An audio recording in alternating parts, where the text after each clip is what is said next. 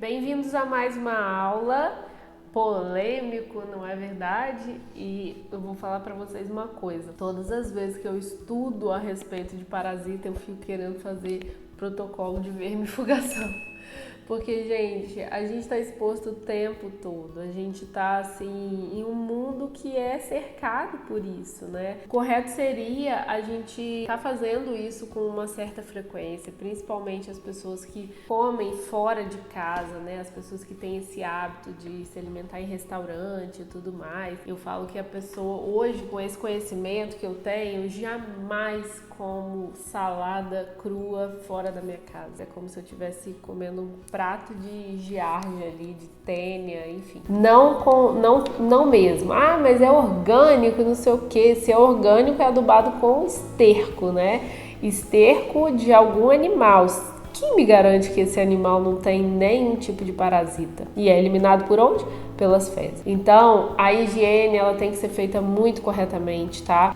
Uma das indicações para a gente fazer higienização deveria ser com a ozonioterapia, um gerador de ozônio em casa, para que você possa fazer essa higienização. Mas existem outras formas, existem pessoas que usam o próprio iodo, né, para higienizar. Existem pessoas, lá em casa a gente usa o bicarbonato de sódio com o peróxido de hidrogênio, mas assim, em restaurante jamais, não façam isso com vocês, sabe? Não vai querer divar no restaurante comendo um pratão de salada, porque assim, é muito contar com a sorte. E eu não conto com essa sorte mais não, tá? Detesto pensar, só em pensar me dá agonia. E eu tenho certeza que muita gente que tá assistindo deve estar assim também. Que dirá nessa aula aqui, tá? Vamos falar a respeito das doenças que estão relacionadas a parasitas, tá bom? E isso partindo de estudos científicos e também da própria Uda Clark, que vem há 60 anos só estudando isso.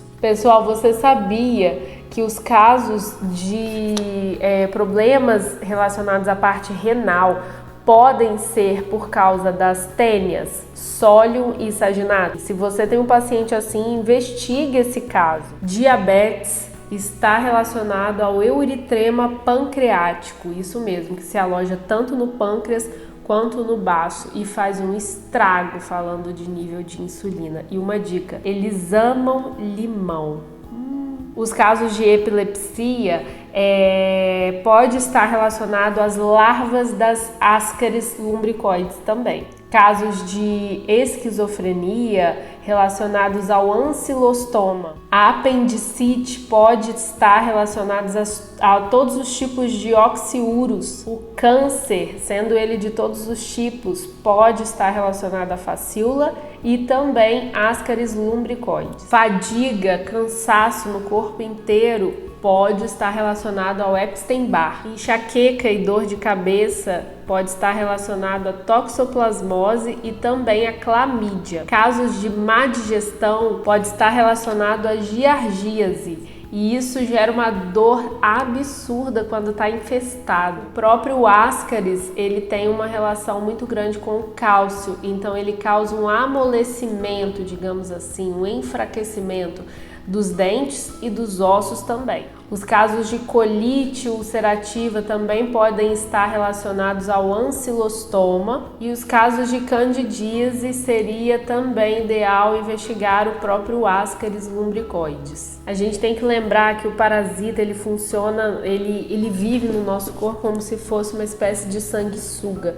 Então ele se aloja em algum tecido e esse alojamento pode causar um sangramento, tá? E isso ao longo de anos causando uma anemia muitas vezes crônica. Não é só pelo fato da absorção de ferro, sabe? Ele roubar o seu nutriente, mas é também por essa anemia, essa hemorragia ali naquele local ao longo de muitos e muitos anos. A gente sozinho não é capaz de expulsar eles porque eles acabam se alojando nesse tecido e eles não ficam livres circulando pela nossa circulação em si. Eles ficam ali alojados, então o nosso corpo não tem capacidade de expulsar eles sozinho. E eles se camuflam muito bem, sabe? Eles se envolvem por uma membrana de mucopolissacarídeos, que é uma molécula presente nas nossas células, e ele fica ali camufladinho. Aí o sistema imune vem, manda células ali para aquela região e não detecta nada de diferente, nada de anormal, tá tudo normal por aqui, porque afinal de contas ele reconhece aquilo que envolve aquele parasita. Então, muitas vezes, uma das estratégias seria limpar a casa para que ele fique visível e o nosso corpo possa, enfim, ajudar a gente a eliminar. Vamos falar então a respeito de alguns desses vermes? Pois é, eu sei que vocês conhecem alguns por serem populares, né, de nome, mas alguns não. Nem todos eles ficam alojados no intestino, é importante falar isso também. Alguns deles vão se alojar em outros órgãos. Geralmente eles vão para órgãos menos ativos imunologicamente falando, tá? O primeiro que eu queria falar com vocês é o próprio Ascaris, que é muito conhecido, né? Ascaris lumbricoides ou lumbricoides, né? Existem essas duas terminologias e eles podem migrar para qualquer órgão do nosso corpo. Você acredita que uma fêmea deles podem colocar por dia mais de 200 mil ovos? É muita coisa, cara, é uma infestação no corpo da pessoa e isso pode perdurar longos e longos anos. Eles podem ser responsáveis pelos sintomas de asma, bronquite, sinusite, rinite, a galera do it aí, tá?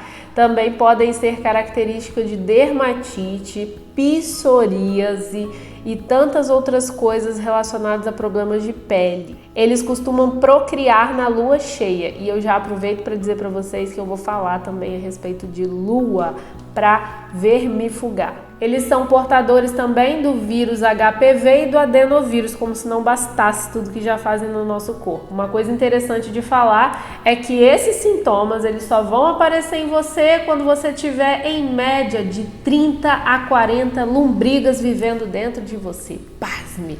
Pois é, se você achou que você tem algum daqueles sintomas que eu citei, saiba que não é uma só não, são várias. E vamos a mais alguns sintomas desse tipo de verme específico. Olheiras, dificuldade na hora de dormir, edema recorrente, olha a galera aí que fica drenando, o paciente sai da maca e tá ainda inchado e você não sabe que ele volta cada vez mais inchado.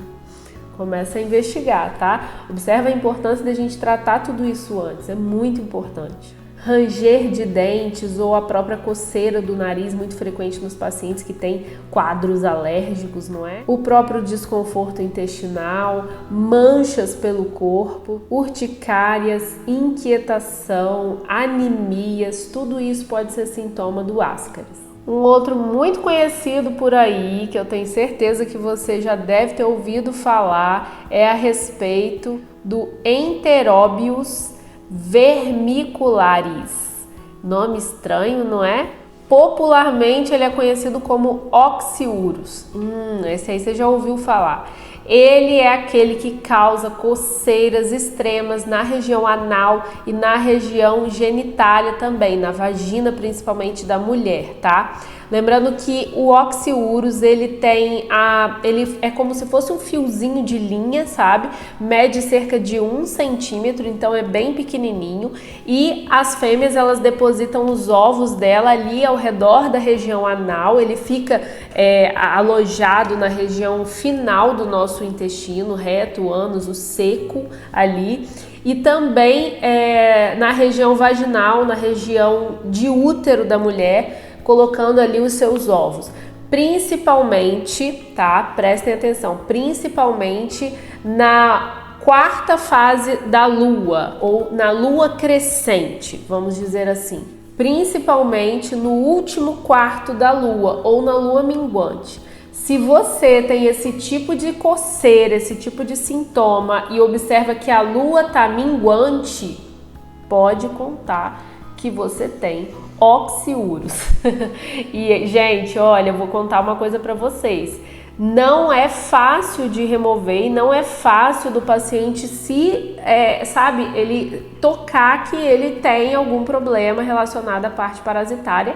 Hoje em dia é muito engraçado a gente falar que antigamente se falava muito disso, sabe? Tanto que eu estou falando para você, eu tenho certeza que você deve se recordar de alguém falando, sua mãe ou sua avó falando a respeito disso, Mas hoje em dia não se fala mais, sabe? Isso é muito estranho e a gente precisa falar porque não vai sair sozinho. Precisa de ajuda, precisa de protocolos específicos para vermifugar. Uma outra coisa que a gente também pode falar aqui a respeito desse verme específico é que se uma pessoa da casa tem, pode contar que todo mundo tem, tá? Então é muito interessante que o protocolo, quando você for fazer, você faça da família inteira, para que você remova esses parasitas de todo mundo. Senão não adianta. A pessoa pode apresentar palidez, falta de apetite, um sono muito agitado, corrimento na região vaginal e muita coceira também na região anal, na região vaginal. Também é o mais clássico dessa presença, tá? E algo muito comum de acontecer também é uma alteração súbita de humor, principalmente quando a gente fala de lua nova, tá? Então mudou a lua tá, né, nessa característica de lua nova, a pessoa muda de humor repentinamente.